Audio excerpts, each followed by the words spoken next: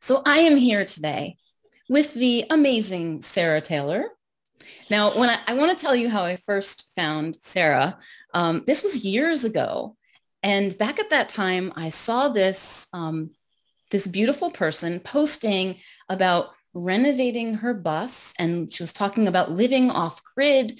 And this was not anything that I was personally interested in, but for some reason I was drawn into Sarah's journey, and I signed up on her email list and didn't hear from her for like a very long time, I think. And all of a sudden I started hearing from her, and she was saying things that were aligned with that, but more about business and how things are changing and what marketing can look like. And I was like, I resonate with this person. And so then we started connecting from there. So I'll take a bit from Sarah's website just by means of an introduction. Her work is at the intersection of permaculture, feminism, and business. She helps conscious entrepreneurs unhook from mainstream marketing so they can sell without compromising their integrity. And when I started exploring, business without social media or differently, like exploring my relationship with it and thinking, it really came from not a need for me to leave, but for me to challenge the assumption that we have to do social media to have a successful and thriving business. And I started talking to people like Sarah about what else is possible. And more and more and more, I've been using it as a way to just slowly find my own path in this. And the latest installment was talking about, and I've been creating resources for people who want to explore this question themselves. So my intention isn't like, hey, leave social media. It sucks. It's bad.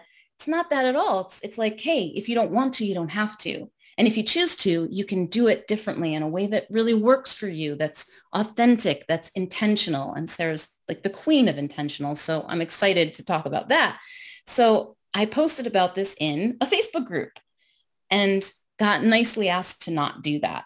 And so it sort of prompted me to reflect again, like, where am I? I'm doing another inventory and evaluation. I'm like, you know what? I don't belong here. I want to see what happens when I leave. And so while at this moment in time, I don't have a plan for exit, it feels like that is kind of inevitably happening, at least for a period, to just see what happens.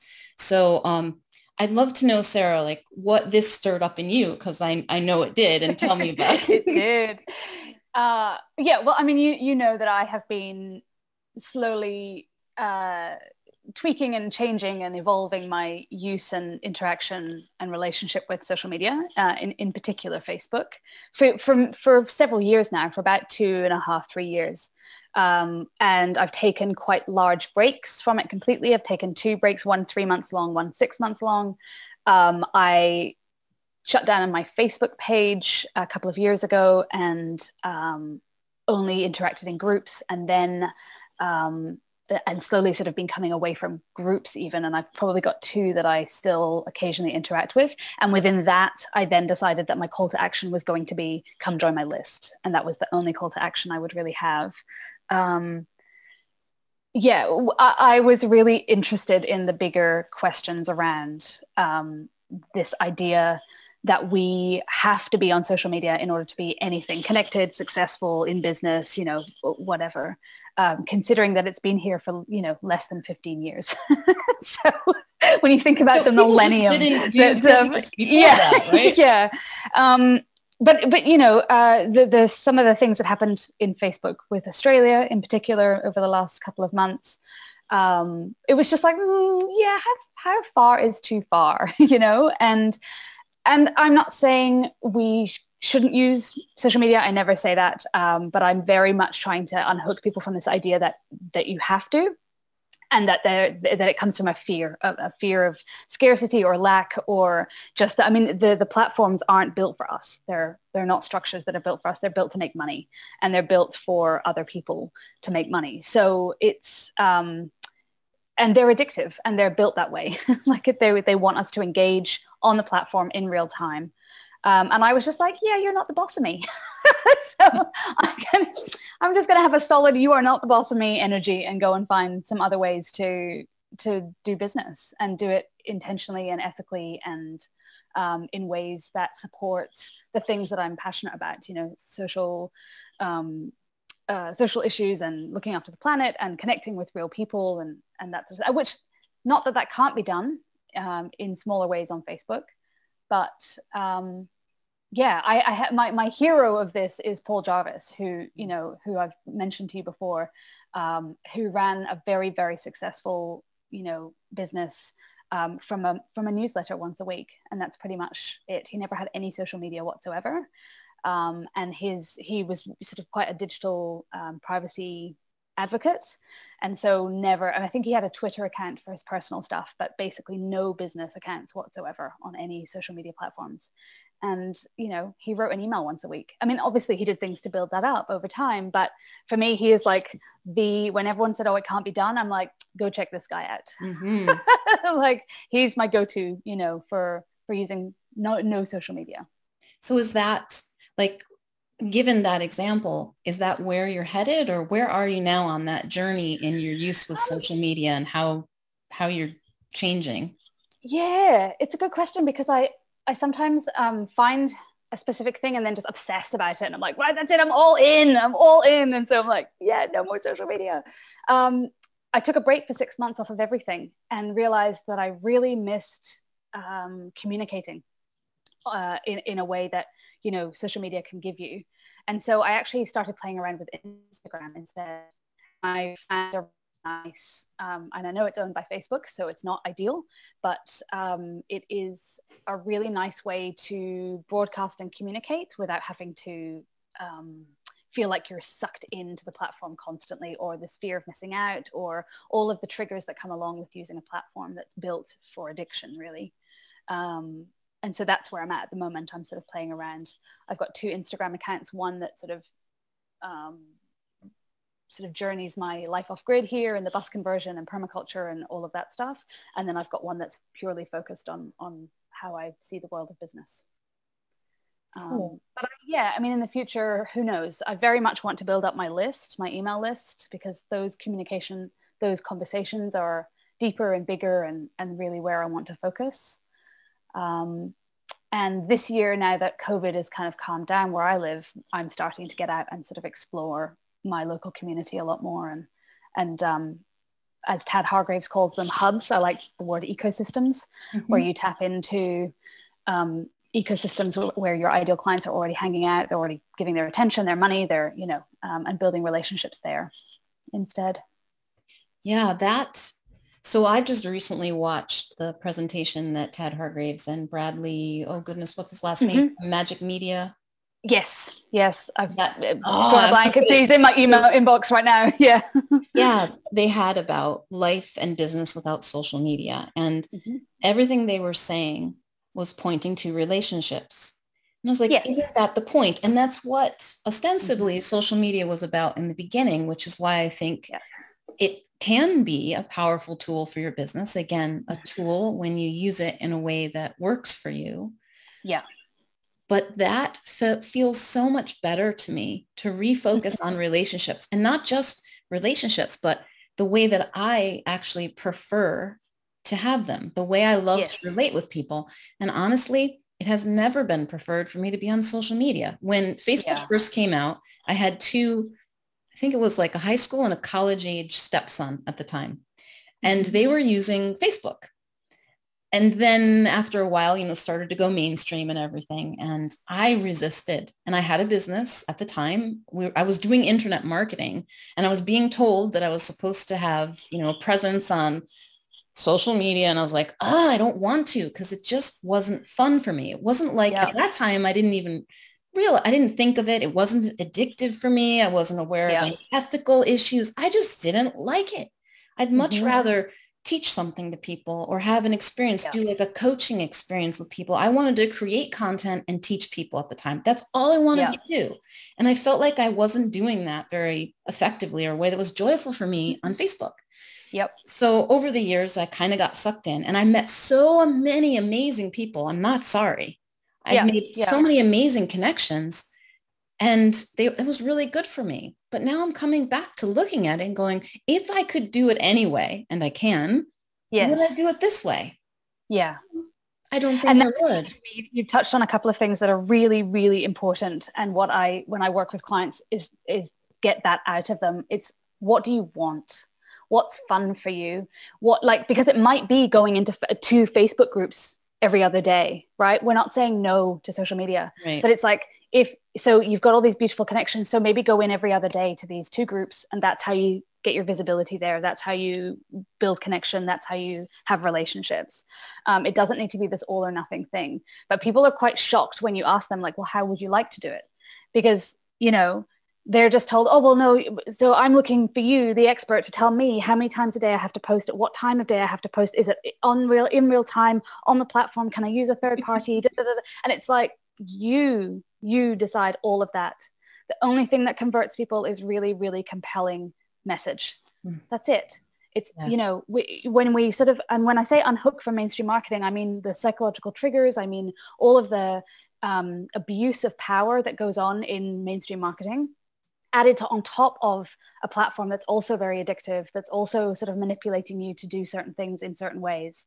So it's really about reminding people that they have agency and autonomy to make those decisions for themselves, and that everything that you set up, your audience will get used to. And so therefore that's what they'll expect. So if you only want to post twice a week, post twice a week. If you do that consistently over a year, it will be just as successful as somebody posting twice a day. Yeah. That's just the truth, because you set up an audience to expect those things from you. And the other thing is it can be a conscious choice. You can go for quantity or quality. Yes. For reach or impact. And do you want impact with a lot of people, or impact with a fewer people in a deeper way? There's a whole spectrum of choice available here. And also, people don't think about, how many hours a week do you want to work with somebody? How many hours a week do you actually want? Like, how many people physically can you cope with working one-to-one, for example? Now, I'm not just talking about the hours involved. So say you work with 6 clients a week. That's 6 hours or 90 minutes each maybe. But then you've got all of the other stuff, the pre, the post, the emotional body, everything, all of that. So how many people can you actually work with? Why are you worried about not having 6,000 people on your list? Like, the reason people need 6,000 people on their list is because their conversion rates are so low. If you talk about really giving value and really understanding your audience, you can have 200 people on your list, highly engaged, huge open rates and reply rates, and still get your 6 clients, or however many you decide is enough for you, right? This growth for growth's sake, this like huge numbers for the sake of it, is not a metric that I'm really that interested in. I want impact, but it means like you need to implement what we're talking about and what we're working through. And I just, social media builds into that idea that you just have to have this huge amount of numbers, and, that's because they control how much people see. I think 3% maximum of people on your page who are following your page will actually ever see your content. So you need high numbers, right? But that's become something like this visual of success. It's like, oh, I have 1 million followers, so I'm successful. Well, you're not really, if only a third of those are seeing your content, and even less are engaging with you. And, it's like, I'd rather have a small but very, very engaged audience. And that's me personally. But those are the questions I ask people I work with. It's like, let's figure out actually what it is you want. What's your main message? What do you stand for? And then what is it that you actually want out of this? Yeah. What I'm seeing more, and I just got this amazing email from a client who I worked with last year, during the pandemic. And she says in this email, this little update on her journey and where she's come so far. She said, I came to you looking for an instruction manual for how to create my business. And I wanted step-by-step instructions. And my intuition was telling me that my intuition said, Stephanie is the way to find this. And she said, and you did, but not the way that I thought. Yeah. And she said, thank you for not having a system to teach me. Yep. Because what I did was, and apparently it worked, was just point her to what she knows and give her the permission to just follow it, to just trust it, to just experiment and play and try. Yes. And she did. And she fell in love with, deeply in love with life and with her business. And it's taken her to really interesting places. And that's what's possible that I don't see enough of. And there are those of us who are talking about it, like you Yeah, and I yeah, yeah, find them, yeah. we find each other. Totally. But And I it's, think it's really, again, it comes back to that unhooking. It's not just mainstream marketing. It's all of that. People really, there's some people who genuinely just want a handbook. Give me the handbook and I'll do it every day of the week and twice on Sundays. I'll do it perfectly. Right. Like that's there. And that's never been where my work lies at all. And then there are others who think that that's the way. And so they're more willing to unpack it a little bit. But there is no A to Z. It's like there is yeah. only where you are, where you're starting from and what you want. And it's sort of like this journey to unpack everything around it for yourself. And it's frustrating to try to use a system that came from someone else's genius, from someone else's intuition. It's not to say that there aren't things that we can learn from it. I have learned so much from other people's systems, but I no longer buy into I have to do their system their way to get the results. Same. Or I pick bits of it that work for me and bits that don't feel aligned, I leave. And they become little tools in my toolkit. It's not, I've never, ever, ever met anyone's system A to Z that works. Yeah. It works for them. And I guess, we've gone from having those services that laid out this process, and it's like, if you do this process, but it felt sausagey and weird and horrible and icky and pushy and no one liked it, to doing exactly the same thing but with more ethical marketing. We haven't actually changed anything at all. We've just changed the approach, which is lovely. It's great, and ethical marketing is really important, feminist marketing really important, but we're not actually getting to the crux of it, which is there is no process that works for everyone. It is, you have to, and this overnight success thing, it's like, no, you need to sit down. You need to really get clear about what it is you want your legacy to be. What is your really massive message? What is it? Because everything comes from that. Everything, literally that thread will be woven into absolutely every piece of content, into every offer. People are scared of making a decision about, well, I only want to work with these people, or I want to do it this way. And it's like, you can't fail. You'll tweak things along the way to make it more fun for you, but you're never going to be successful doing somebody else's version of it or doing it in a way that doesn't feel good. So if you don't want to do social media, don't do social media. If you only want to be on Instagram, be on Instagram. At every decision, how do you want to do it? I don't want to get up every day and think, oh God, I've got to post and I've got no idea what to say. That's not that's not how I want, that's going to come out in my copy. I mean, if that's my attitude, if that's the energy. So, every second day works for me. Every 2 weeks works for me on my email list. I really have to push it to do weekly. So you decide for yourself what success looks like. So Sarah, when we were talking a little bit earlier, you had mentioned changes that you see happening in that you're tracking with some of the big guys, and like with reach and how people are using platforms. Like, what changes do you see that are shifting how we relate and use social media, or that are going to? I think so. I saw some fairly big named marketers who I've been following for quite a while start shifting and talking very, very openly on video about Facebook's reach and reach in general. And this one particular person did it with such, he was like, I'm not complaining. This isn't complaining. It's a free platform. So I'm just saying this is, but I have these many million followers and this many are getting my actual content. So give me your phone number, give me your email address, and I will, text me and I will literally text you back. And so he started doing that probably about a year, maybe 9-12 months ago. And I was like, interesting. Very, very interesting. There's somebody who's genuinely using the platform for their own needs and desires. But I think on a smaller level, I think we are going to have to be much more aware of our etiquette and the nuance with which we interact in other people's platforms, other people's groups. We don't own those platforms. We certainly don't. We're still in a mix of people who've started their business on Facebook 8 years ago, 7 years ago. And so their entire business model, or a very large piece of it, is still on that platform. And they've built bigger groups where that's where they make the majority of the money. Now, they are diversifying. If they're smart enough, they are, and we can see some of them do it. But it does change how we're allowed. And the fact that you were asked very politely to stop is is bringing up the reality that it might just be a perceived fear or a perceived threat at the moment, but you don't know the back end of somebody else's business. The shifts are happening and they can be felt by a lot of people. So if you're tuned in and your business is on Facebook, you know what's going on. You're tapped into, you know, I think Facebook use has been steadily dropping over the last 5 years. That's just a fact. So, you know, you really have to be moving on, not to the next thing, but certainly diversifying how your income streams come in, I think. Yeah. And we're going to see a lot more of that, I think, within business on Facebook. Yeah, there are at least, and I don't know if it's just the communities that I'm a part of, but there are, every time I talk about no more social media, not using social media for marketing, a lot of people respond, and they respond very vocally. And there are some people on the other side who are like, "This, what are you talking about? I love social media." But there are a lot of people who are unhappy with it.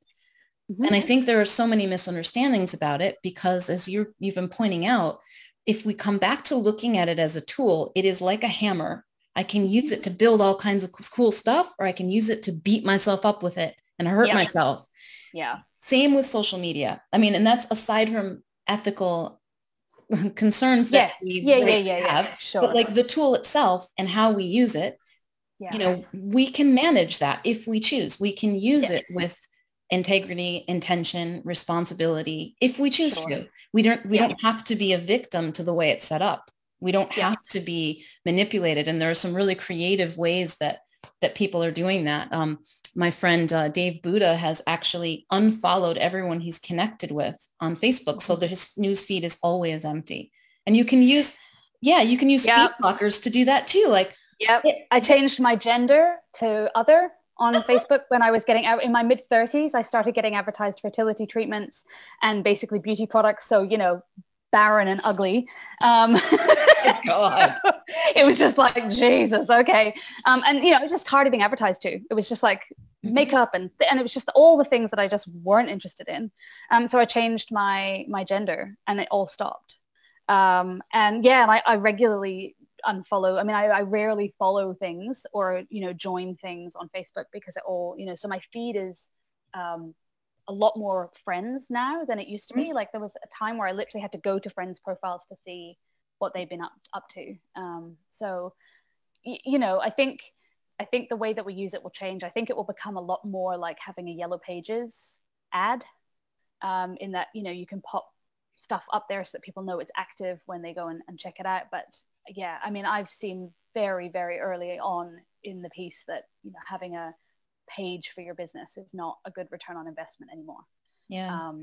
And, you know, I see people popping up going, oh, well, I have to have a group then. It's like, no. I would say that the strategy that's most useful with the biggest return on investment is investing your time into a group or a ecosystem that is already functioning and is already full of quality connections and people. And, you know, that's where I would put your energy. Yeah. And again, that comes back to the question, unless you really, really want to, and you're really passionate about it, not just because, oh, I should, because that's how it works now. Yeah. I know being sort of governed by the platform itself is never a good thing. You know, you've got to work in the platform, I suppose. But yeah, I mean, for me, I don't know. Sometimes I'm just like, well, that sucks. I'm not doing like, I'm not going to put in all this time and effort when I get 3% of people who are going to actually see the content. I'm going to put all of that effort and that content into platforms and groups and spaces where people will see it. And I can engage and I can build relationships. Like essentially we've got to remember Facebook is there to advertise to us. That is it. It's to keep us on their platform so that they can advertise to us. And once you get okay with that, or you know, you understand that, you can then use it in a way where you remember that. So it's not a personal attack. It's not a like, why is no one seeing my stuff? Or, you know, am I good enough? Or all of that stuff that we, you know, we're told. It's simple numbers. It's just numbers. I've been feeling the pull myself back to my roots, actually, back to like the places where I have assets online. And I know all of this stuff ultimately is very changeable, but like my website, my email list, the Oh yeah. people who, and I'm also much more interested in not that there's anything wrong with this, by the way. I'm going to put this right out there. Like, I don't have a problem with it. But for me, I don't want to have like some sexy lead magnet bribe and be like, hey, this cool, sexy thing, so that you give me your email address and now I can send you all kinds of stuff. I'm like, hey, this is what I'm up to. Yeah. If you're into that, or I'm doing this, like I do experiments all the time and I'm having events and things and inviting people in. And I know you're very, very conscious about when you're collecting email addresses, letting people know what you're doing with them and only doing tell me a little bit about that, how you do that. Yeah. So I credit where it's due. I came across a woman called Kelly Deals who blew my world. Like, I was just like, oh my God, I love you. She's a feminist marketer and hugely into consent-based marketing in a way that I had never seen before. But not just that, she's completely transparent. So she was my educator on the psychological triggers that are used in mainstream marketing. She was the first person to sort of give me some language that I could then go and research and delve into and understand and do research myself on mainstream marketing. And basically it's then I discovered permaculture, which is, a complete relationship with nature and cycles, and it's reciprocal. And that's basically how I view the relationship with my audience. It's completely reciprocal. It's completely consent-based. So when you give me your email, it is, even for a freebie or anything that I've had in the past, it is literally for that thing. And there is always an option to say, hey, if you like my stuff, you can join my email list, and this is how often I write to you. I say, like, straight up, I will never write to you more than once a week unless I'm in launch mode. And when I'm in launch mode, I give you warning, and then I also give you a really easy one-click opt-out. So if you want to stay on my list, but you're not into my stuff, that's cool. There's just no hard feelings. It's just consent-based all the way, and constantly asking. It's not just that ask once and then that's it. It's, consent is all the way along the process. So if 6 months ago you wanted to have my sales emails hit your inbox and now you don't, I need to know that. Yeah. So I ask. Yeah. I did this with my most recent event, in that I knew I was going to get people coming in for it and people from other people's audiences. And it just occurred to me at the end, I have not been as rigorous about this as you have, I know, but it's happening for me too. Like, I'm seeing it. At the end, I sent out an email and I said, hey, the series is over. If you want to keep hanging out with me, here's what I'm up to. And if you don't, here's where you can opt out, and no hard feelings. I don't want to hear want to totally. be. And it was like bringing it to their awareness, which people seem to find really refreshing. Oh, absolutely. And disarming almost. Yes. And they're not, because no one's asked before. It's been very like, you've given me, one of the things that mainstream marketing does is it abuses the power, and it abuses things like reciprocity. That is a natural trigger that human beings have. And so I give you this thing and it feels like I then have to return something, and it's like that is played on far too much. And so, yes, it is unusual for people to say, hey, you can still be part of my little conversation over here and you don't have to receive these sales emails. That is so refreshing that mostly I don't get a lot of opt-outs. It's very like, cool. And also I'll say, I'm doing this launch in this way. This is a new thing. It's different. It's going to be value-based. I give heaps of value in the launch emails. So you might want to stick around for that. No hard feelings that you don't buy. That's totally cool. There'll just be a link with more info at the bottom of each. But if you want to see how an intentional launch happens, or you want to see how a consent-based process happens, then then please stick around. Like, so I give them, I treat them like human beings, like it's important. These are people that have trusted you and that want to hear from you. And so I think we really are shifting from this. I own your email. I own being able to be in your inbox, and I'm just going to sell to you whenever I want. It's like, I want to build a relationship with people. I get about a 1% reply rate to my emails mostly. And I like it. I like being able to respond to people who have messaged me back and said, oh, I really like this thing you said, or this is where I am with it. And it's a conversation. That's the whole point for me, is relationship building. And I build time into my week in order to be able to respond. And I will continue to do that, however many people I get on my list. So when I saw your response to my post about like what was happening in my social media relationship world, and you said something, it was a very strong statement. And I can't remember exactly what you said, but it was something like, yes, I have a plan and I'm doing it. Like I'm implementing my plan. So like, would you tell me a little bit about how you're using social media now? I mean, first of all, you said that you've managed your feed differently. You've changed your frequencies to suit you every other day. Like what is your strategy and how will you use it as a tool and where will you not? And what else are you doing? That's what I'm curious about. Look, that is always in flux. My plan has shifted so many times. And I will just say that if anyone has been following me for any time whatsoever, and I've said it publicly before, but I always feel like I have to keep saying this. I remember when I had to come out publicly and say, oh my God, I was wrong about email. I resisted email marketing, like you were saying at the beginning, that I never ever wrote to you. I collected email addresses for 2 years and never wrote to anyone. 2 years, because somebody told me that I had to have email addresses and it didn't feel right to me. And I was like, oh my God. And it was the beginning of my journey to unpack mainstream marketing. It wasn't email that I didn't like. It was strategies that I had witnessed that I didn't like. So it was like a real eye opener. It was like a big beginning for me. So I will just say that I remember going, Facebook will never go. It'll be amazing forever. And email sucks. So totally different now. So I'm always in flux. I'm always, changing the way that I use things. But after a break, I decided that I wanted to curate content I thought was valuable and that I really cared about. And so I chose Instagram to do that. There are 2 groups that I'm part of on Facebook. One is a business group. One is sort of a business group, both of which I'm considering not being anymore. One, because I just don't think there are enough of my people in there.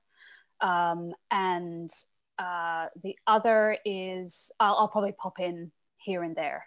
I downloaded all of my information from my profile and my old page, and I shut down my page and took all of the information off of it from Facebook.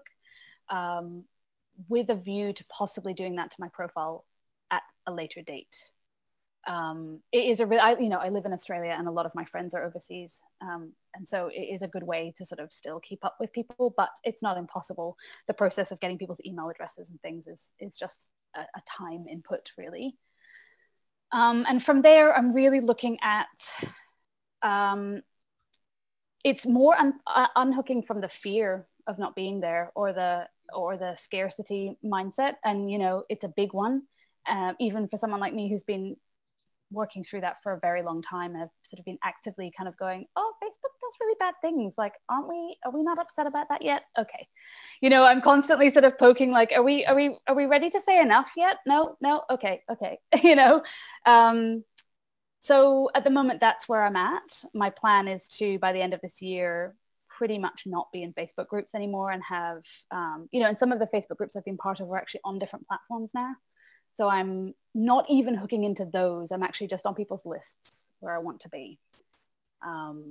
And very much keeping up with what's going on, because some of my clients will still want to use social media, and that's totally fine.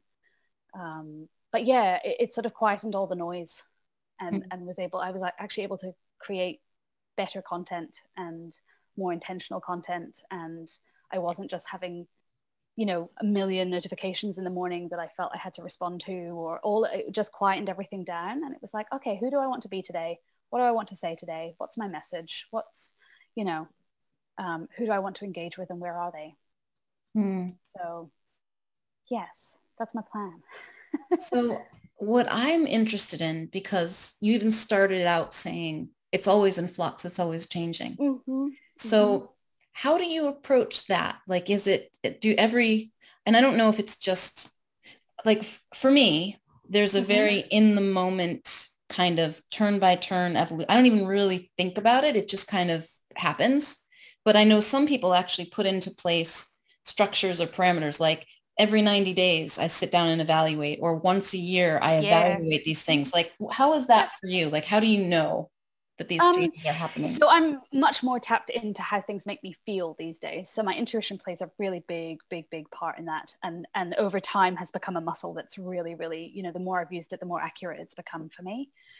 So it's just a feeling. It's like, I don't want to be here. And so I switched off for a few months. And then it was like, after a few months, I was like, okay, I'm missing this piece of it.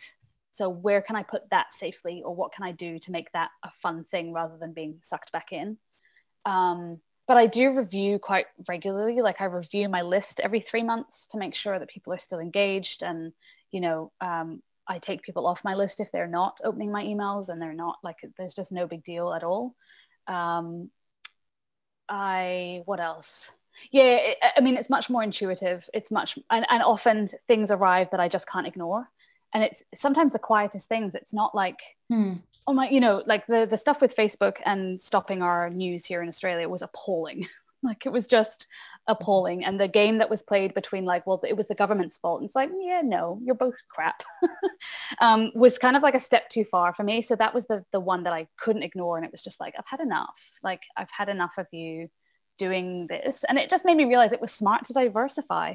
I mean, if a platform has that much control, it's really, really important that we at least have a backup plan, especially when your livelihood depends on it. They've put themselves in that position in our lives. So yes, now it's something I more consciously certainly every year at the end of the year, I would have a review of what went right, what went wrong, what didn't feel good, what felt good, and make decisions based on that. But I mean, if last year taught us anything, it's go with the flow. Go with the flow. Trust your intuition. I mean, I took some time off for family stuff that was going on, and 6 whole months off of everything, and nothing changed. It was fine. 6 months later, people wanted to work with me again, and I was blessed and in a very fortunate position that didn't impact our lives very much. But all I wanted to be was in my garden, so that's what I did. So yeah, life won't blow up just because you're off social media. No. And like, what if we really created our businesses as a part of, to facilitate our lives, to enable our lives, to like this is what I see you modeling in a really fun, cool way with your bus renovation and your homesteading and, really being intentional about what you're producing, what you're consuming, where you're putting your energy and your time and your focus. Yeah. And it just sets that example for me that it doesn't have to look any one way. And no. So here you're talking to me. And I'm really contemplating, like, I want you to, like, if you're game for this, by the way, because I didn't ask you about this ahead of time. So I'm kind of like, oh, shit. Now, actually, I did a little evaluation as I started realizing, like, I really want to leave, at least for a period of time, like you did. I like the idea of what you would like. Let's take a break and then notice, did I miss something in that? Can I, do I want to go back? Does it make sense? I've really started looking at, well, what communities are resonating for me right now? And I've realized, some of the communities I've been in are not really my communities anymore. Mm-hmm. But there are others on Facebook and other places that is my community now because I've changed. Yeah. And I'm like, I looked at where my clients have been coming from. Like, where has my money actually been coming from? Mm-hmm. And while there have been connections made, my clients are not coming from Facebook anymore. Exactly. They were for a while. Yeah. Like they are actually, I mean, that's a part of the recipe, but that's not how they found me, or that's not where they come to me. And I'm like, oh, well, isn't that interesting? But there's still, I occasionally experience fearful thinking about it. Like, well, what happens? So here you have somebody like me in front of you, have me in front of you, not somebody like me. Like, how would you guide me in this? Like, I think you're doing absolutely the right thing. I think one of the things that compounds this fear is the idea that that things have to happen very, very quickly. And, the permaculture piece for me in business is that when we're using permaculture design in anything, whether it's a garden or a lifestyle or a business, is that we mimic nature's cycles. And they are steady and slow and gentle, and they can't be rushed. You can't plant seeds yesterday and shout at them to grow and then you have the plant tomorrow. That's not how it works. They need time. And so you're doing the right things, I would say. I always advise that you experiment, that you sit in groups for a month and just see the energy, feel it. What is it like? Are they engaged? I mean, there are things you can do in Facebook straight away. You go into a large group, but what's the engagement like? Is it just the admin person who's posting? Is there daily posts? Are people highly engaged? There are certain things that I now look for when I want to join communities or ecosystems that, they have to benefit everyone. It's hard being the only person that's putting into that. to keep it afloat, right? Which is how I felt about my page in the end. And I would say that now we need to start connecting with other places and building relationships. Don't go networking for clients, go networking for ecosystems, go networking for spaces that already have people that you're interested in talking with. And yeah, you really are, you're doing all the right things. And I would say you need to do that for several months to really understand exactly where your people are now. Yeah. Because a lot of people are like, I've had enough, I'm leaving, but they haven't found anywhere else. And so there is that little sort of transition period I think we're experiencing in business. But the fear always happens. When change happens, fear comes. Like that's natural. Yeah, it's not putting me off. It's kind of no, but it does put some people off. Yeah. As soon as they feel fear, it's like, oh, okay, I'm going to stay. But being very, very clinical about, so where are your clients coming from and how do you replicate that? Like same, if you're looking to nature to replicate its cycle, you do the same with your business. If your clients are coming from word of mouth, okay, so that's a powerful strategy for you. So how else can you tap into it? What can you let go of here to then tap into more of that? What kind of things can you incentivize with the people who are already passing on your name? Or like, how can you build those relationships? How can you solidify them more? If someone is referring people to you already, like that's somebody that needs to be rewarded, that needs to be nurtured, that, because one person referring somebody every couple of months is so powerful than 100 people on your list who don't. Yeah. So It's really about trying to like tap into that. And I would say if you're not someone that's got clients at the moment, if you're just starting out or you're really unsure and you're redesigning your business, it's going with your feelings. Like in a perfect world, what would you want? How much time do you want to spend? How much money do you want to make? How do you want to be spending your day? How much client-facing time do you actually want to be doing? And then from there, build it out. Cool. Thank you, Sarah. That's really helpful. And it's nice to have that reassurance of, ultimately I'll just do stuff and see where it takes me because I like it. I love seeing like, what can I get away with? Like how little of this can I get away with? But my thought process has already started to kind of turn to, where do I just want to hang out? Like I don't want to do marketing anymore. That's a whole conversation in itself. Like I don't want to market and get clients. I want to hang out and talk about stuff I like and connect with people who are enjoyable for me, period. Yep. I want to write about what I want to write about. Yep. So you go find them. And that's the thing, I often ask people when we first start working together, if you had to be stuck in a room for 2 weeks, and it's kind of quite apt now with COVID happened and everything else. But before that, I would say, if you want to be stuck in a room for 2 weeks with 5 people, who are they? What language don't you have to explain to them? What things do not exhaust you? What conversations are you having and want to have? Like, what are they? Because there are people that I know I can talk to and use specific language and specific terms and they just get it. So those are my people. So where are they? Where, and ask. You can ask. If you're resonating with what I'm saying, where else are you? Where else are you hanging out? What books are you reading? Like, are you somebody that goes to the library or do you buy your books? Are you somebody that, like what kind of decisions are you making in your own life that do our shared values cross over and how are they crossing over? Do we go to the same bookstore? Do we do yoga? Do we eat similar food? Do we go to markets? There's so many things that people are frightened of saying, these are my people. Like this is, that they try and talk to numbers versus actual people. Like literally, if you were stuck in a room for 2 weeks, who are the 5 people that you'd want there? Yeah, I love that question. That's the best way. And I've heard you say that before, but it's striking me differently now because I'm just seeing that's how joyful, like you want to pick the people and communities you want to hang out with. That's how joyful this whole marketing thing can actually be. Something you truly just would do anyway. Like that's how I want to create a business and a life.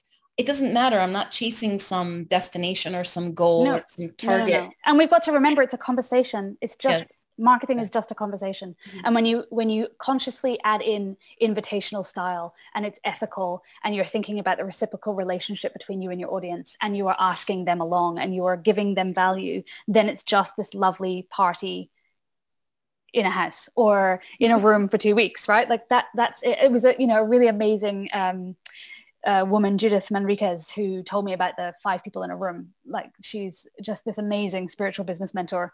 And it changed everything for me when I heard that a few years ago. It was like, oh, okay, it's okay to want just this.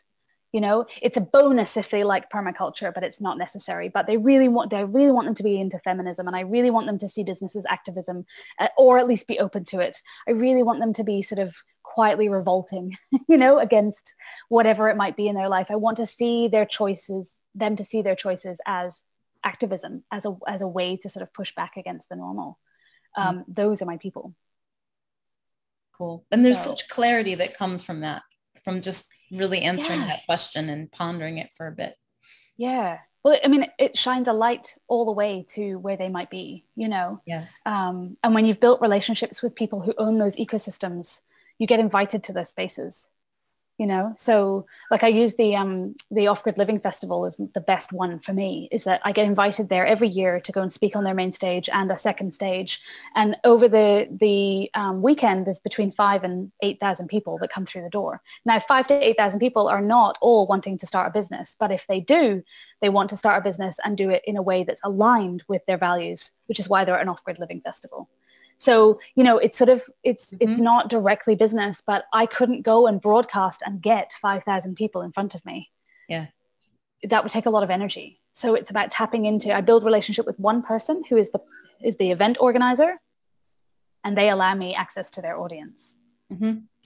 I am so intrigued by that. And I want to become, like, I want to have a platform where I can be inviting people in. And you know what? I'm doing it. I'm doing it right now. I want to invite people like you in who have something of value that I think my community will enjoy. And I want to be generous with that space, not because I think, oh, well, Sarah's going to turn around and invite me in now. I don't, that's not my object here. It's like, we're creating value. That's going to ripple out somewhere, somehow. I don't need to know. That's how I want to be. I want to amplify and broadcast these beautiful messages, some of whom are my clients, my colleagues, peers, whomever, people that have something amazing going on that the world needs. And it's a little contrarian, right? Like, because that's our role, you know, it's pointing to the things that not everybody is talking about. It's a little bit different or edgy.